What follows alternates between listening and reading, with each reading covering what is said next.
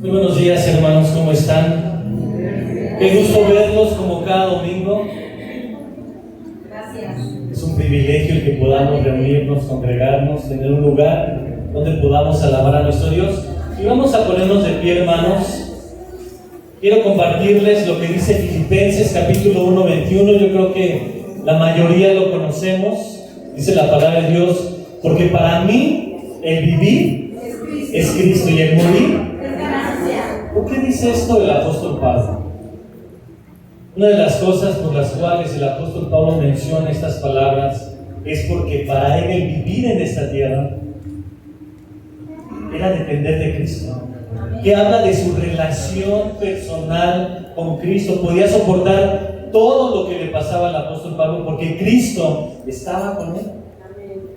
Y luego la esperanza que tiene Pablo de decir, y el morir es ganancia. ¿Por qué? Porque decía Pablo, yo sé que voy a estar con mi Señor. ¿Por qué? ¿Nada más porque él lo sabía y lo decía? No, hay promesas de la palabra de Dios. El Señor Jesucristo lo promete. Entonces, a pesar de las circunstancias, hermanos, Pablo estaba gozoso.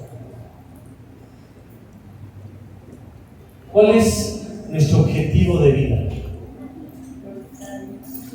¿Cuál es el propósito por el cual conocemos a Cristo y estamos en esta tierra?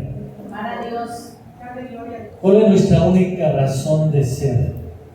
¿Qué palabras tan llegan a nuestra mente y nuestro corazón? ¿No? ¿Por qué vivimos? De repente conozco personas que dicen, yo ya le digo a mi Señor que me lleve, yo ya no puedo estar aquí. Pablo no decía eso, y a pesar de cómo estaba Pablo, decía Pablo, para mí el vivir es Cristo. Ese debe ser también nuestro objetivo, hermanos. Amén. Vivir para Cristo, no importa lo que hagamos, donde nos desarrollemos, nuestro trabajo, la escuela, donde sea, que sea Cristo el centro de nosotros. Y por eso vamos a alabar a nuestro Dios.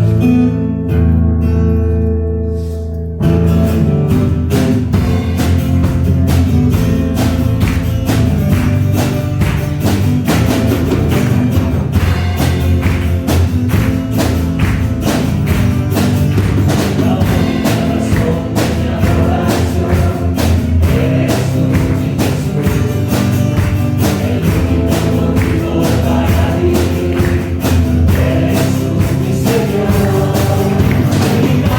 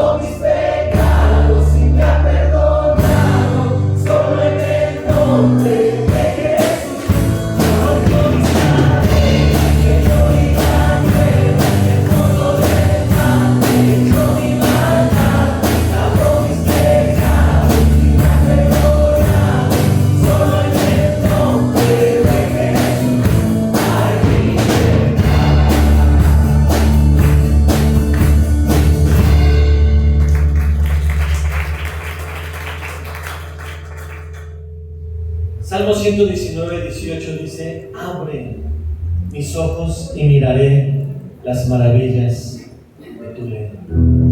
Y el Salmo 121, 1 y 2 dice: alzaré mis ojos a los montes, de donde vendrá mi socorro. Y dice el salmista: mi socorro viene de Jehová, que hizo los cielos y la tierra. Abre mis ojos, oh Cristo, los ojos de mi corazón. Yo quiero ver, yo quiero ver. Abre mis ojos, oh Cristo, los ojos de mi corazón. Yo quiero ver, yo quiero ver.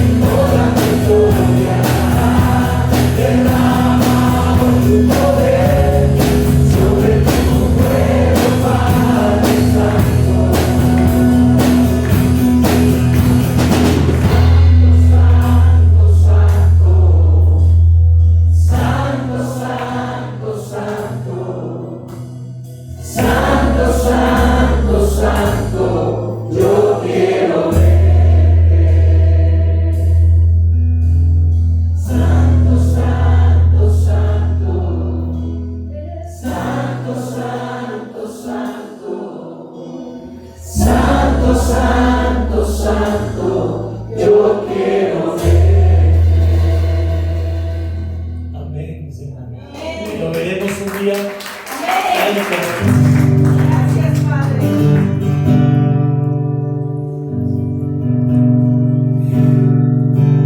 las gracias, Señor. Su amor es para siempre. Él es bueno y sobre todo está. Su amor es para siempre.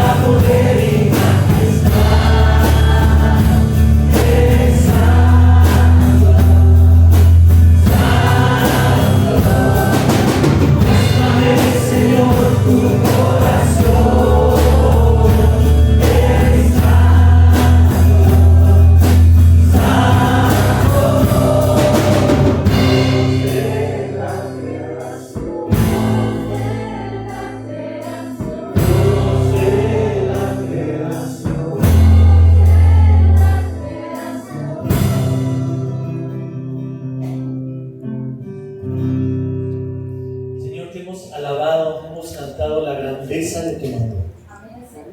Tú eres santo, Señor. Tu palabra nos enseña que eres 3 veces santo. Un atributo, Dios, que solamente tú lo tienes. Jamás en el mundo va a existir alguien así como tú. Y gracias, Dios, porque nos haces partícipes de tu santidad.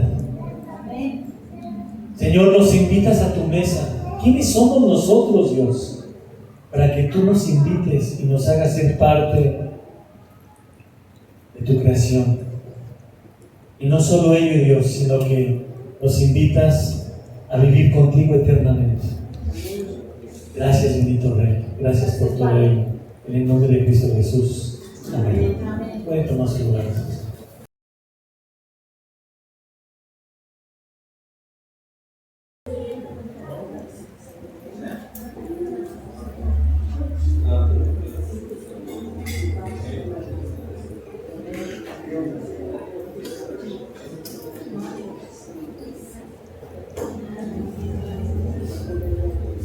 Se van siempre los jóvenes y nos dejan en la iglesia para nosotros.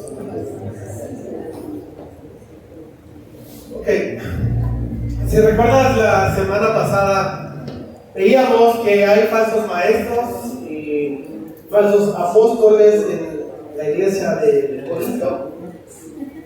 Y estos falsos maestros y estos falsos apóstoles estaban criticando al apóstol Pablo por haber prometido realizar un viaje el cual había hecho un cambio de planes y no había ido a saber. Y veíamos también, si recuerdas, que todo esto el apóstol Pablo no lo había hecho por una mera voluntad, sino que lo había hecho porque quería evitarles un problema, quería evitar una confrontación y que hubiera dolor en este tiempo. Pablo no había ido a verlos porque él buscaba el bienestar de la iglesia en Corinto. En lugar de causarles una visita dolorosa, ¿verdad? Él prefirió enviarles una carta a través de Tito, ¿verdad? Y el apóstol Pablo de esta forma hace ver todo su pensamiento hacia los corintios, todo lo que deberían de corregir. Pero Pablo no supo el resultado de lo que había provocado esta carta en Corinto. Es hasta que se encuentra en Macedonia con Tito que él se entera de cómo tomaron esta carta los corintios. Esta carta que Tito les llevó a los corintios, ¿verdad? Se conoce como la carta severa, en la cual Pablo les exhorta y les hace ver todos los problemas que tenían los corintios. Sin embargo, Pablo se ha quedado con cierta preocupación porque esta carta severa, ¿verdad?, deja un dolor, una preocupación, una angustia en el corazón de Pablo, porque él piensa y se siente que fue demasiado severo con los corintios en esta carta. Y ahí el nombre de la carta. Obviamente esta carta no está dentro del canon bíblico. Sin embargo, cuando Pablo se encuentra con Tito en Macedonia, ¿verdad?, Tito le da buenas noticias y le dice: fíjate que tomaron bien los corintios, ¿verdad? Esta carta la tomaron de una manera positiva. Y de ahí se desprende segunda de los corintios. Más bien, si llevamos cuenta, sería cuarta de los corintios, ¿verdad? Pero solamente 2 han sido inspiradas por Dios, por lo tanto han sido tomadas dentro del canon bíblico. Pablo escribe segunda de los corintios sin tapujos, con toda sinceridad y con un corazón totalmente abierto, expuesto hacia los demás. Así es que vamos a continuar con el segundo capítulo, y iniciamos hoy de esta carta y vamos a pedirle a Dios que dirija este tiempo. Padre, te damos gracias, Señor, por este maravilloso tiempo que tú nos regalas, porque podemos exaltarte con nuestra voz y nuestros cantos, pero también, Dios, te exaltamos, Padre, en la forma en que vivimos y en la forma en que aplicamos la palabra, tu consejo, Señor. Ayúdanos a que en este tiempo, Dios, pues podamos realmente entender el propósito de por qué estas palabras están aquí. Pero más que traerlos como un conocimiento mero, sea realmente para nosotros un reto. Señor, rétanos hoy. Que podamos aprender, Dios, a tener compasión y misericordia de nuestros hermanos. Que lo reflejemos en la forma, en nuestro comportamiento y en la forma en cómo somos con cada uno de ellos. Señor, ayúdanos a ser sabios, amorosos, fuertes, pero como cantábamos hace un instante, también, Señor, imitemos tu santidad. Ayúdanos, Señor, a que este tiempo sea un tiempo donde tú seas exaltado y que tu consejo brille, Padre. Queremos ver tu gloria a través de tu palabra. Te lo rogamos, Señor, en el nombre de Jesús. Amén. Es que iniciamos el segundo capítulo de esta segunda carta a los Corintios, desde el versículo 1, y dice: esto pues determiné para conmigo, no ir otra vez a vosotros con tristeza. Porque si yo os contristo, ¿quién será luego el que me alegre, sino aquel a quien yo contristé? Y esto mismo os escribí, para que cuando llegue no tenga tristeza de parte de aquellos de quienes me debiera gozar. Confiando en vosotros, todos, que mi gozo es el de todos vosotros, que mi gozo es el de todos vosotros. Porque por la mucha tribulación y angustia del corazón os escribí con muchas lágrimas, no para que fueseis contristados, sino para que supieseis cuán grande es el amor que os tengo. Nuestro primer encabezado: la compasión pone el bien de los demás primero. Pablo, como puedes ver, nos está mostrando aquí su corazón compasivo.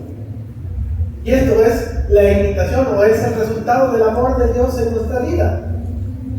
Pablo está mostrando la vida de Cristo en la forma que él vive. Un corazón que está entristecido por el pecado de sus hermanos, por el pecado de otros. Esto es algo que tú y yo tendremos que estar reflexionando constantemente. ¿Qué produce el pecado de tu hermano en ti? ¿Te enoja, te enerva, te molesta, te incomoda? ¿Te da tristeza? ¿O sencillamente es totalmente indiferente para ti? El ejemplo de Jesús, y en este caso del apóstol Pablo, es que el pecado de otros debería de producir tristeza en nosotros también. Y es que en la vida, como en la iglesia, las personas que más amamos, las personas que con mejor nos llevamos, ¿verdad? Estas personas que nos pueden traer grandes alegrías, también pueden traernos grandes tristezas y grandes dolores. Por lo mismo, tú y yo tenemos que aprender a vivir como Cristo vivió. Él es un Dios, Él es un personaje maravilloso, el cual siempre está desbordando misericordia en cada uno de nosotros. No solamente en el tiempo que estuvo aquí en la tierra, hoy en día sigue dándonos de su misericordia. Pero no es la misma, o no es la misericordia que Él expresó hace 2000 años. Porque su palabra nos dice que es nueva cada día. Así es que hay una nueva misericordia para ti cada día. Y esto es lo que precisamente el apóstol Pablo nos está diciendo en estos primeros versículos del segundo capítulo. Ya que en lugar de nosotros muchas veces de ir a confrontar a personas dentro de la iglesia que ya han sido confrontadas por cuestiones de pecado, Pablo entiende que llega el momento en que ya no está en nuestras manos hacer algo contra ellos o por ellos. Lo único que nos resta es estar orando para que Dios cuide por ellos, mientras al mismo tiempo el Señor va a terminar confrontándolos con su pecado de alguna u otra manera.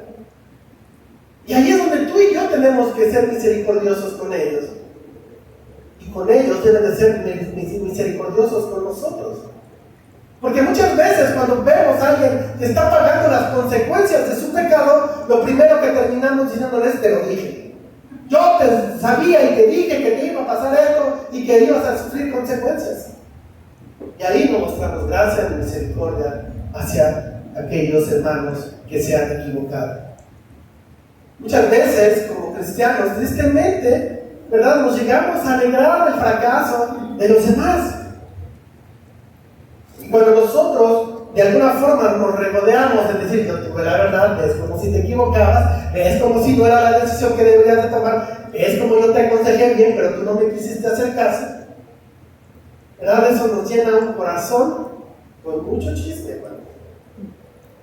Queremos gritarle a todo el mundo que yo tenía la razón.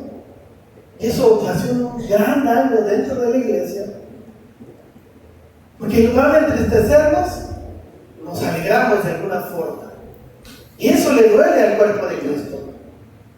Porque tú y yo debemos de tener conciencia de que todos mis comentarios y mis acciones producen dolor. Y sabes, producen dolor en la iglesia, que es el lugar que en algún momento yo también buscaré consuelo. Así que seamos cuidadosos en nuestro trato con nuestros hermanos que de alguna forma se han equivocado y han cometido algún tipo de pecado. Si ya hiciste ver su error, si ya hablaste con él, ya no debes de seguirlo confrontando ni seguirlo sintiéndose mal. Déjalo en manos de Dios. Y repito, ora, porque Dios derrama misericordia al cuidar de esta persona. Ojo, con eso no estoy diciendo que la Escritura nos está llevando a que no hagamos nada y que nos hagamos de la vista gorda ante el pecado de los demás. No estamos diciendo que debemos de ser tolerantes con el pecado de otros. Todo lo contrario. Debemos de enfrentar el pecado. Tenemos que hacer ver a nuestros hermanos cuando se están equivocando. Y lo mismo yo espero de ustedes, que ustedes me hagan ver cuando yo me equivoco, pero solo tengamos cuidado en la manera en que lo hacemos. ¿Cómo tratas a alguien cuando se equivoca? ¿Cómo tratas a alguien cuando comete algún tipo de pecado? ¿Qué tan duro eres? Inclusive, quizá tan duro que si estuviera en tus manos, ¿lo castigarías de alguna forma? No podemos ser así, pero tampoco tenemos que ser o tomar la actitud de que es su problema, es su bronca, que él la resuelva como él pueda. Porque si Dios de alguna forma te ha permitido ver el pecado de otra persona, no es para que lo maltrates, no es para que te pongas por encima de él, es para que lo trates con amor y respeto. Porque la forma en que tú trates a esa persona es importante para Dios y obviamente será importante para la persona en la forma que lo trates. Pablo continúa en los versículos 2 y 3 mostrando que lo que vive alguien dentro del cuerpo de Cristo afecta a todos. En este caso, se entristece y se duele el cuerpo de Cristo. Hermanos, tú y yo, es evidente, ¿verdad? Somos una iglesia pequeña. Y debemos de tener esto claro. Porque si siendo poquitos no nos podemos ayudar mutuamente, no podemos tratarnos con misericordia y amor, ¿cómo será si algún día llegamos a pasar a ser una iglesia mediana o una iglesia más grande? En ello, tú tienes que ver lo importante que eres dentro de la iglesia. No es un cliché, ni quiero lavarte el cerebro. Pero debes de estar consciente que eres sumamente importante. Y por lo tanto es sumamente importante que te prepares. Y que te esfuerces en caminar en santidad. Porque tú formas parte de este núcleo que hoy somos. Que quizá en algún día Dios utilice para llegar a ser algo mucho más grande. O quizá no lo use, quizá permanezcamos pequeños, no lo sé. Pero lo que sí sé es que todos debemos de tener misericordia unos por otros, aún por aquellos que pecan. Eso no significa hacernos como que no sucede nada y como que no vemos nada. Eso no significa ignorar a los demás.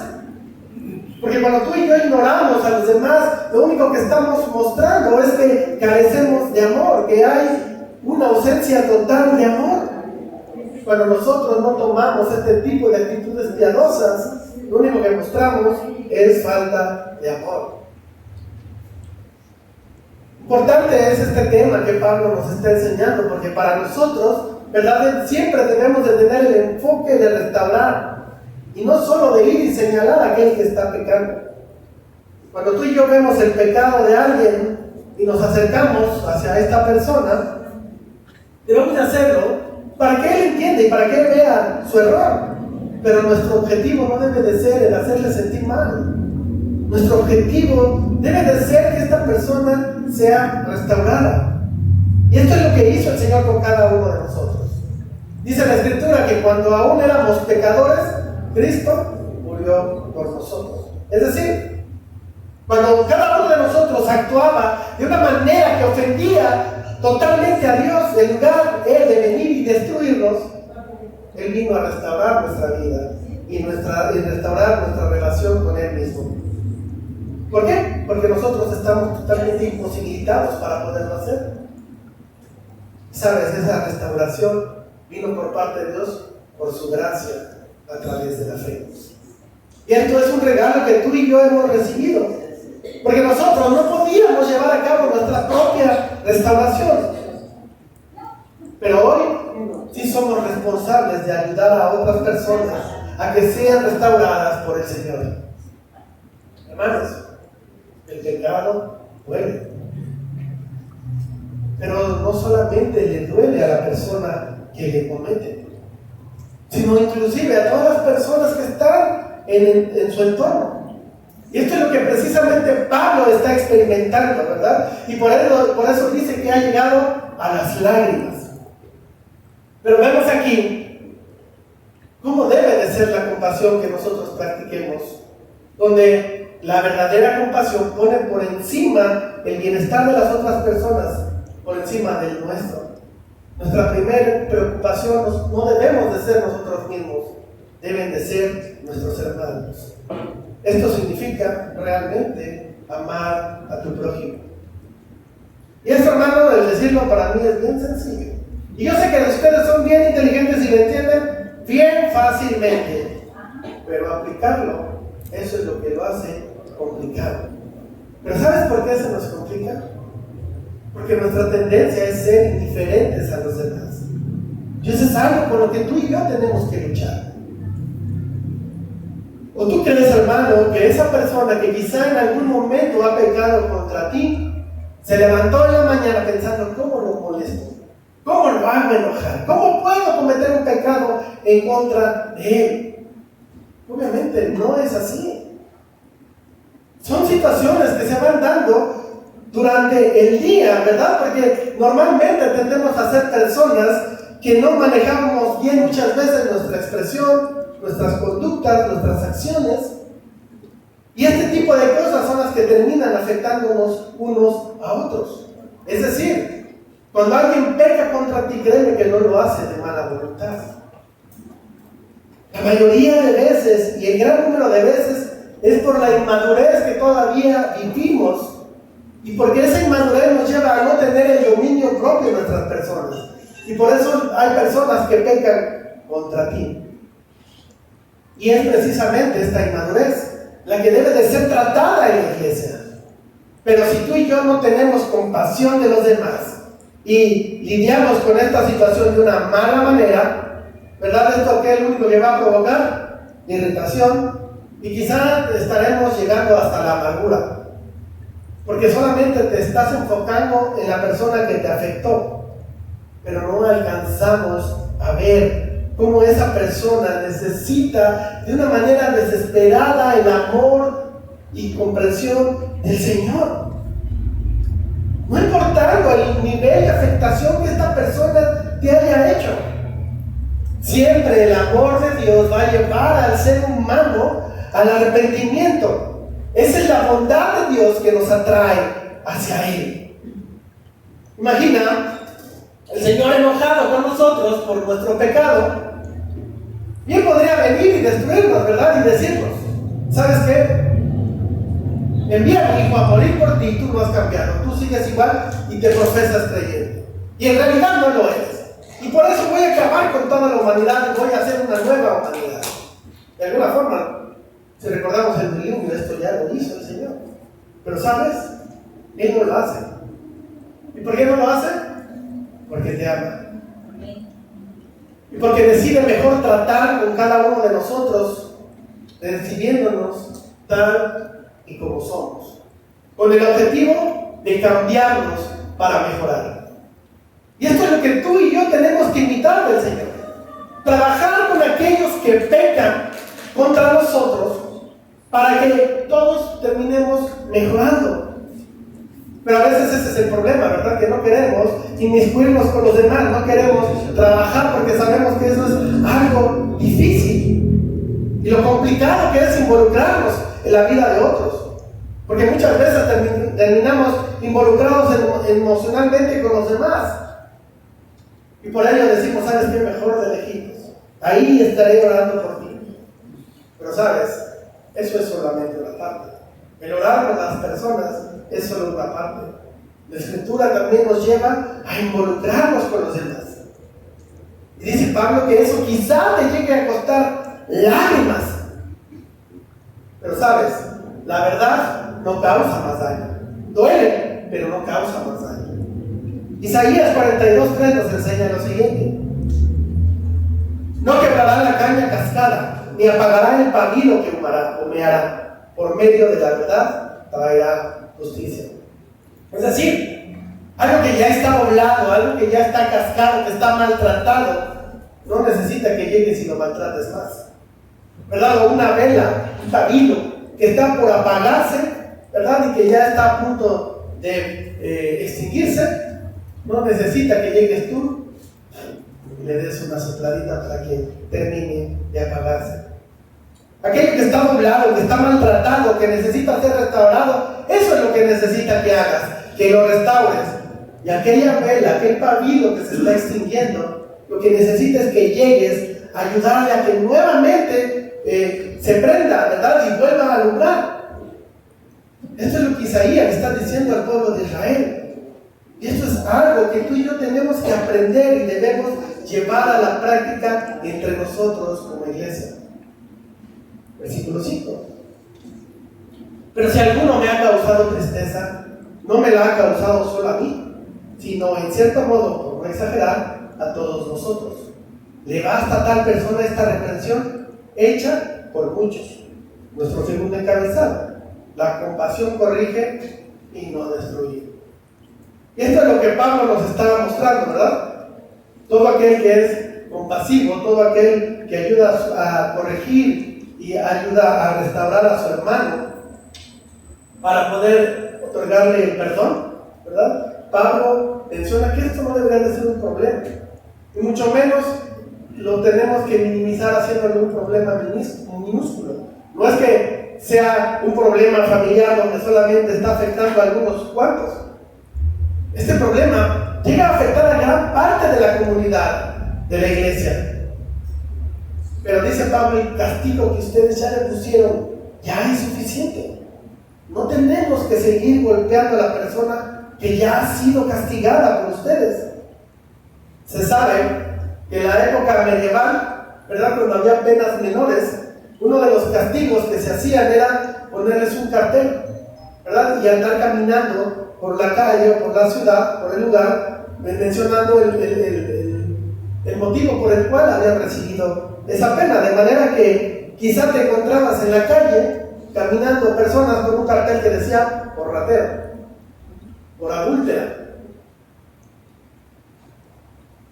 Y ahora de hecho esa es la forma en que nacen los castigos o las penas de servicio comunitarias. Y de repente cuando vas caminando y ves a un grupo de personas podando pasto, pintando señales en las calles de tránsito, ¿verdad? Tu pensamiento inmediato es: seguro estos estuvieron en el torito. Pero si todavía utilizáramos la penitencia dentro de la iglesia de usar estos cárteles como parte del castigo, ¿cuál sería el cartel que tú utilizarías? El que dice por amargado, por ser chismoso o chismosa, por estar todo el tiempo enojado o enojada, por ser un mentiroso o una mentirosa, porque me gusta levantar falsos, porque le pego a mi marido, por glotón o por glotona. Porque es una realidad, es que todos llevaríamos un cartel según nuestro pecado más evidente. Y esto es interesante, ¿verdad? Porque si eso fuera así, esto no sería tan malo.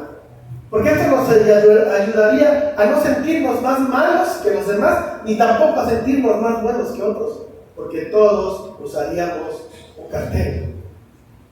Por eso es importante entender que un corazón compasivo proviene de comprender cuánto necesitamos todos del perdón. Por lo mismo, un corazón compasivo o un corazón que no es compasivo siempre va a estar vinculado a una falta de comprensión de lo importante que que es para nosotros el perdón. Ese trato tierno, ese amor en acción, ese gesed en nuestra vida, esa misericordia. Me encanta 1 Corintios 13, ¿verdad? Cuando habla y da evidencia de una persona que vive el amor de Dios y que dice que el amor no guarda rencor. Y cuando dice que el amor no guarda rencor, ¿verdad? La traducción más literal de rencor, nosotros la deberíamos de decir o de entender, no guarda lista. Porque muchas veces es lo que tú y yo terminamos haciendo. Guardando lista. Haciendo una lista de todos esos daños que la gente me hace. Y esa lista lo único que hago es, y el propósito que tiene es nunca olvidarnos de esa ofensa que me hicieron. Y así somos. Estamos recordando una y otra vez la ofensa que alguien nos hizo y la forma en que nos hizo. Y lo estamos recordando, y lo único que nos está trayendo es tristeza. Y lo único que provocamos es evitar que el perdón llegue. Por lo mismo, nunca nos alegraremos y nunca tomaremos de manera sabia el pecado de los demás. Sin embargo, la verdadera compasión prefiere pensar en lo bueno de los demás. Por eso, un corazón compasivo inmediatamente busca el perdón, entendiendo que todos necesitamos ser perdonados. ¿O me equivoco, hermanos? Y si tú no necesitas el perdón, pues levanta la mano, ¿verdad? Si quieres ser destruido por el Señor, porque no quieres su perdón. Evidentemente, nadie lo va a hacer. Todos deseamos el perdón de Dios. Nadie quiere el justo juicio de Dios y enfrentarlo sin un abogado. ¿Verdad que esa es la oferta de gracia que Dios nos ha dado para perdón de nuestros pecados? De manera que todos entendemos y sabemos que necesitamos ser perdonados. Y eso es lo que Pablo escribe. Perdonen a esa persona. Él necesita perdón como lo necesitamos todos nosotros. Y esto no nos tiene que hacer dudar. Porque inclusive esto nos puede llevar a tener un acto de disciplina. Pero debe de ser una disciplina piadosa. Y esta es la evidencia de la verdadera compasión. Así es que si amas a alguien, le seguirás y le perseguirás con el único fin de ayudarle a corregir ese problema. Esto también lo enseña Proverbios, capítulo 3, versículos 11 y 12, donde dice: no menosprecies, hijo mío, el castigo de Jehová, ni te fatigues de su corrección, porque Jehová al que ama castiga como el padre al hijo a quien quiere. De manera, hermanos, que la disciplina es sumamente importante en la vida de toda persona. El problema que hoy tenemos, ¿verdad?, de nuestra generación, es que nadie quiere disciplinar a nadie, ni nadie quiere recibir ningún tipo de disciplina. Y ese es nuestro gran problema, ¿verdad? No queremos disciplinar a nadie ni a nuestros propios hijos. Solo basta con ir a un centro comercial y ver cómo es la crianza de nuestros hijos el día de hoy. Y vemos a niños haciendo grandes espectáculos, grandes berrinches porque los padres no están haciendo lo que quieren. Adolescentes respondiéndoles de una manera grosera hacia sus padres. Solo recuerda aquel día, tu papá o mamá, que intentaste hacer un berrinche a tus padres. O que intentaste, porque ni siquiera terminaste la frase, intentaste darles una mala respuesta.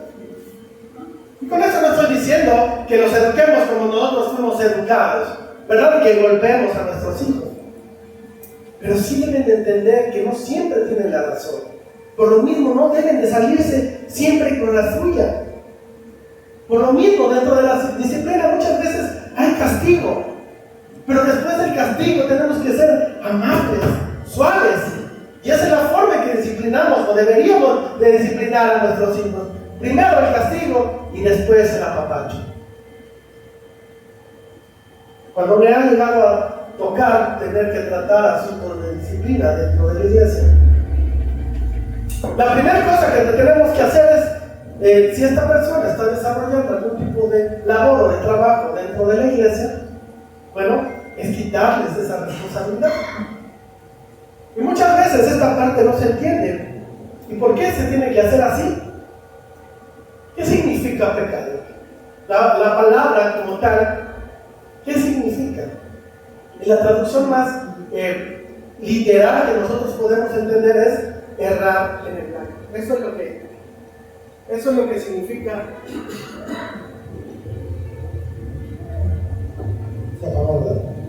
Eso es lo que significa pecado, errar en el blanco. Y una persona que está pecando en su vida y que está errando las decisiones que está tomando y que está errando el camino que ha tomado, ¿verdad? Pues no podemos dejarlo que siga tomando este tipo de decisiones dentro de la iglesia. Si no sabe tomar decisiones personales, mucho menos va a poder tomar decisiones adecuadas dentro de la iglesia. Así es que lo primero que hacemos es quitarnos de ese cargo, de esa responsabilidad. Esto no es más que un acto de compasión. No es alardear o hacer mucho escándalo, es un acto de compasión.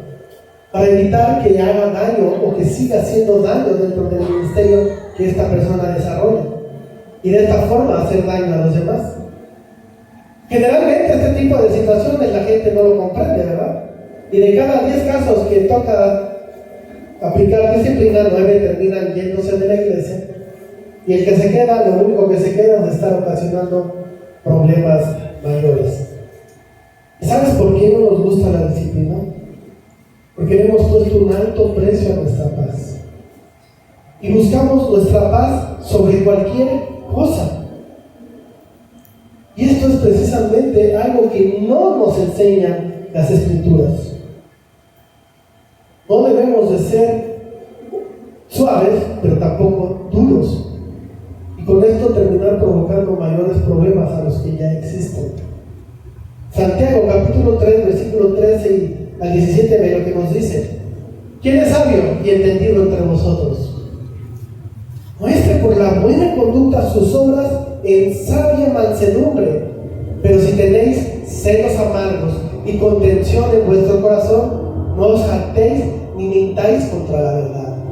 Porque esta sabiduría no es lo que desciende de lo alto, sino lo terrenal, animal, diabólica. Porque donde hay celos y contención, allí hay perturbación y toda obra perversa.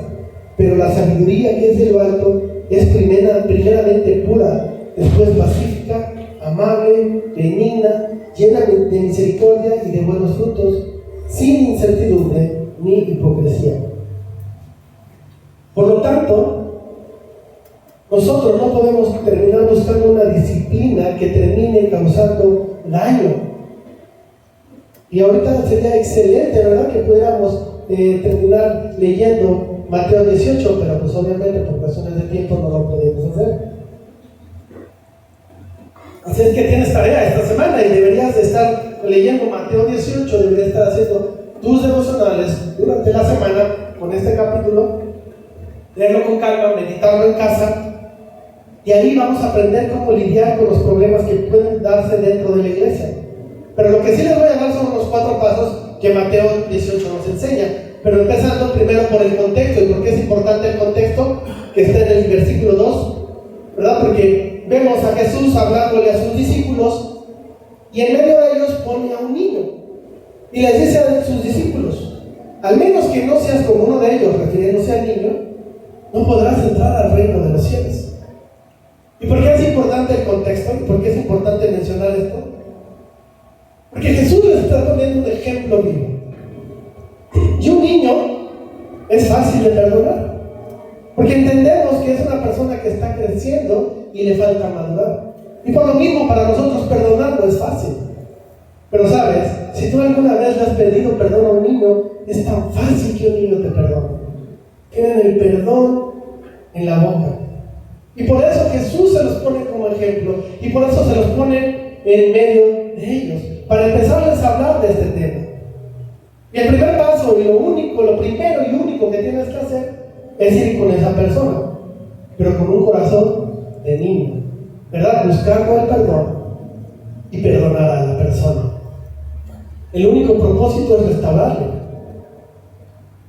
Esto significa que no primero debes ir ni con tu esposo o tu esposa, no debes ir primero con tus amigos, ¿verdad? No debes de ir con el pastor o empezar a soltar habladas en Facebook, ¿verdad? Para que el otro a ver si así las capta y me las entiende, ¿verdad? Y hacerlo sentir mal, así como él me hizo sentir mal. Pero hermanos, que por este tipo de situaciones yo no tengo redes sociales.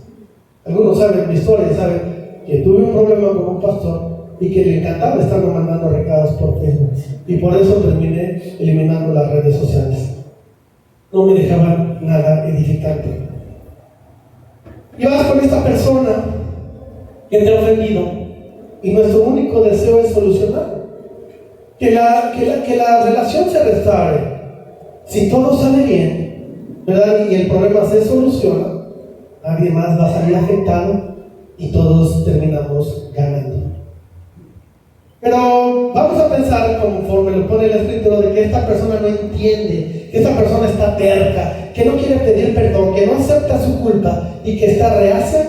Bueno, entonces viene el segundo paso.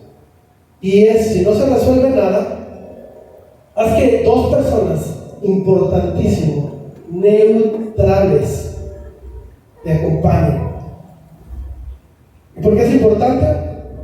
Porque estas dos personas, estos dos testigos, no pueden ser personas que hayamos ya contagiado con nuestro punto de vista, para que así ya se establezca lo que realmente propone la Escritura. Porque si nosotros, antes de ir a hablar con la persona, le contamos todo lo que nos hizo sufrir, todo lo mal que se portó, y le damos nuestro punto de vista, entonces el propósito ya no se cumple. Porque si tú ya le has informado la manera en que te hizo sufrir, ya no van a ser personas neutrales. Porque no se trata de reunir personas y ir a echarle el montón, ¿verdad? No es ir y mostrarle que el barrio me respalda. No se trata de llevar un ejército en contra de esta persona. Se trata de llevar personas que son totalmente neutrales. ¿Por qué? Porque quizá lo que aquí está pasando es que hemos malinterpretado o malentendido un comentario o una situación, y una persona neutral va a tener la capacidad de decirte: no se equivocó, tú malentendiste, ¿verdad? Y eso nos va a ayudar a resolver el problema. Porque de alguna forma, ¿verdad?, todos hemos malentendido un comentario, todos hemos malinterpretado una situación. Y cuando esto nos lo hacen ver, no tiene por qué darnos vergüenza, al contrario. Gracias a Dios, porque este problema se ha resuelto. Ya no hay más. Pero sigamos en el caso, ¿verdad? Lo pinta así la Escritura, de una persona que no ha entendido, que no reconoce, está terca en su postura, y que ya llevaste dos testigos y ellos dijeron: no, sí tienes razón, efectivamente esta persona está mal, y no lo quiere reconocer. Bueno, entonces viene el tercer paso. Y entonces si ya lo llevas ante el liderazgo de la iglesia, ante los ancianos o ante el pastor. Ellos deben de ayudarte a resolver este conflicto, entendiendo que ya hiciste de manera correcta los dos primeros pasos. Pero si ni con ellos se resuelve, bueno, dice la Escritura que esta persona entonces debe de ser tratada como un gentil, es decir, como una persona que no tiene cabida dentro de la iglesia. Y así es como deben de ser tratados todos los casos dentro de la iglesia, sin excepción de personas. No importa quién seas. En el Señor no hay favoritismos, no hay influencias. Porque en realidad, hermanos, créanme que no es nada grato tener que expulsar a alguien dentro de la comunidad de la iglesia. Pero hacerlo de manera distinta, esto significaría ignorar a Dios, no hacer caso a su consejo, a lo que el Señor nos dice. Y por esto el apóstol Pablo nos dice que los problemas de uno terminarán convirtiéndose en el problema de toda la iglesia. No son problemas de la iglesia, pero se convierten en problemas de la iglesia, porque no se trataron con amor, en el cual se nos enseña en Mateo capítulo 18. Es por eso que tú y yo, hermanos, debemos de tener en mente siempre el perdón de las personas. Necesitamos perdonar y necesitamos que nos perdonen. piensa que el mismo Señor nos dice que nadie lo va a poder ver si no es perdonado primeramente por Él? Por lo que no solamente necesitamos perdón. En aquel momento cuando entendiste que eras un pecador y que estabas arrepentido, tú y yo necesitamos el perdón todos los días de nuestra vida, porque todos los días de nuestra vida seguimos cometiendo pecados y necesitamos ir ante Dios a pedir perdón. Dios Padre proporcionó a Dios Hijo para que Él muriera en lugar por nuestros pecados.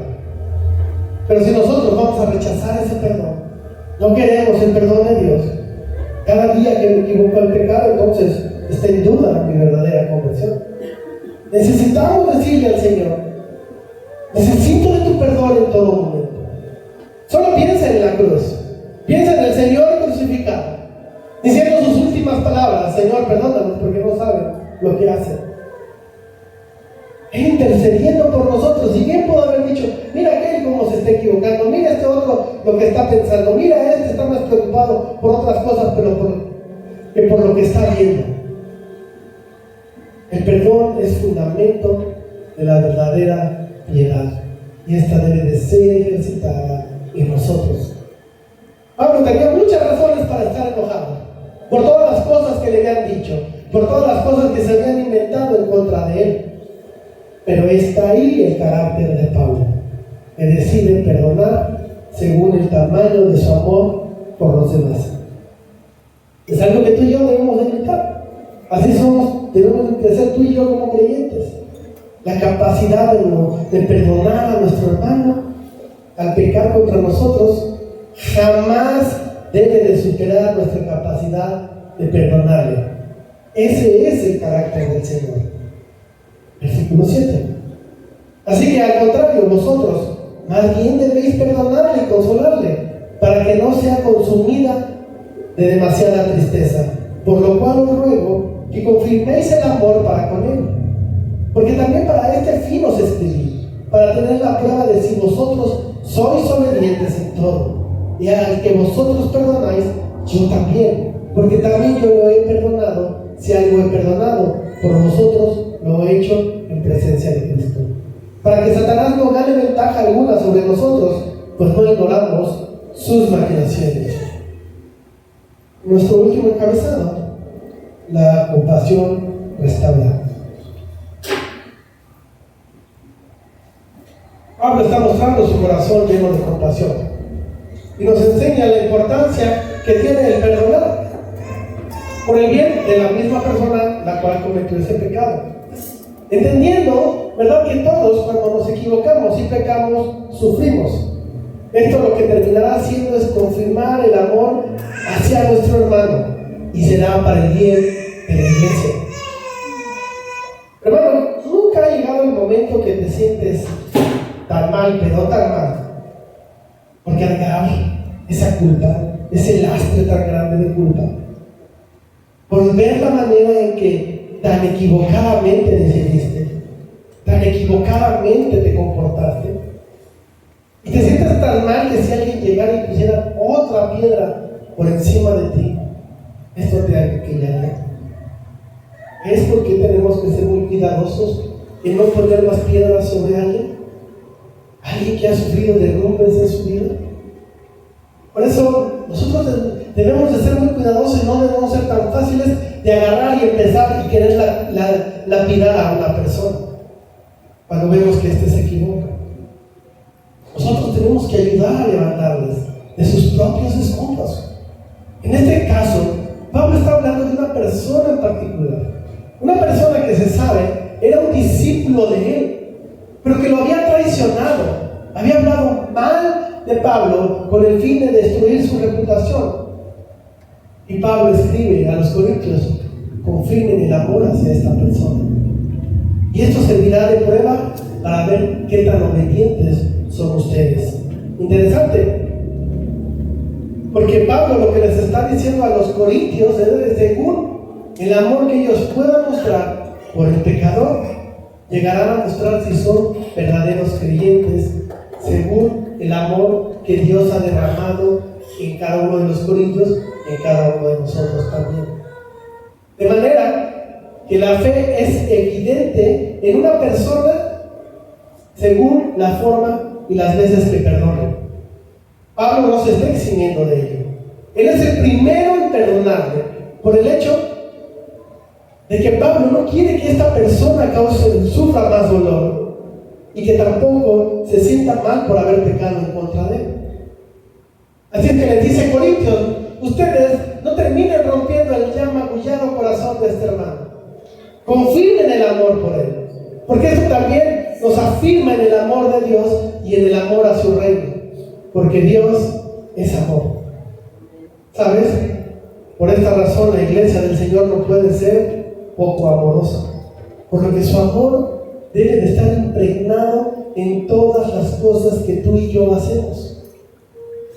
Así que si amamos a Dios, amamos a su iglesia. Por lo mismo debemos de perdonarnos unos a otros, a todos los que conformamos la iglesia del Señor, porque somos un cuerpo. Y si alguien está enfermo, no solamente se enferma esa parte del cuerpo, se enferma todo el cuerpo. ¿O acaso cuando nos da gripe, verdad? No me empieza a doler la cabeza, me da temperatura, siento todo el cuerpo cortado, me siento muy cansado. Es decir, no solamente se enferma nuestro aparato respiratorio, se enferma todo el cuerpo se siente mal. Eso es por hablar de una enfermedad que es llevadera en nuestros tiempos. Pero sabes, las enfermedades dentro del cuerpo de Cristo generalmente son por la falta de compasión y de perdón, a la falta de amor. Así es que, hermanos, confrontemos el pecado, pero hagámoslo con compasión, porque todo es pecado contra Dios. Estas son las palabras de David: contra ti solo he pecado. Por eso tú y yo tenemos que ser rápidos para perdonar y rápidos para ayudar en la restauración de nuestros hermanos. Porque también hay otro motivo, y es que Satanás odia a la iglesia. Sí, mi hermano, Satanás te odia, pero no te odia por ser tú, sino por la imagen de Dios que hay en ti. Y cuando tú perdonas, y cuando tú eres compasivo, sabes, esa imagen de Dios es más nítida y clara en ti. De lo contrario, Satanás gana ventaja cuando tú y yo somos orgullosos, cuando en nuestro corazón hay resentimiento, cuando guardamos listas sobre los demás, porque esto lo que hace es distorsionar la imagen de Dios en nosotros, y esto es lo que este ser desea. Estar orgulloso, ¿verdad? El vivir de esta forma es bloquear el progreso de la iglesia, porque este ser lo único que provoca que llegue es nuestra ruina espiritual y nos odia. Por eso necesitamos del amor perdonador de nuestro Señor y Salvador, el Señor Jesucristo, e imitar esta parte de su carácter y ser amorosos, perdonadores, compasivos hacia nuestros hermanos. Amén. Amado Padre, te damos gracias, Dios, y te alabamos, porque tu palabra nos confronta, Señor. Muchas veces tu palabra no nos gusta, Dios. Sin embargo, cuando la llevamos a la práctica, Padre, nos podemos gozar en ella, porque entendemos que es de una gran bendición para nosotros. Gracias, bendito Padre, por esta porción de tu Escritura, donde nos llevas a la reflexión de nuestro comportamiento, de la forma en que mostramos amor hacia los demás, principalmente cuando estos llegan a equivocarse y cometen algún pecado aún contra nosotros. Señor, ayúdanos a no guardar lista. Ayúdanos a no ser personas que prefieren, en lugar de llenarse de tu amor, nos llenamos de rencor y de coraje y de celos. Porque dice Santiago que eso es satánico, Dios. Ayúdanos, Dios, a que eso no sea prosperado en nuestra vida, y que podamos empaparnos más de tu palabra, de tu amor y de tu benignidad. Señora, sigue transformando nuestro carácter, sigue haciéndonos más parecidos a tu Hijo Cristo, el cual no se ofendió por nuestro pecado, sino más bien dio su vida para ser reconciliados contigo, Señor. Ayúdanos a que esto podamos expresarlo dentro de la iglesia y hacia afuera de la iglesia, Dios. Hacia toda persona en el mundo, traerle palabras de paz y de consuelo, llevarles el evangelio de salvación. Te lo ruego, bendito Padre, en el nombre de Jesús. Amén. Vamos a ponernos de pie, hermanos, ya para terminar. Vamos a terminar con este canto. Dios de la creación.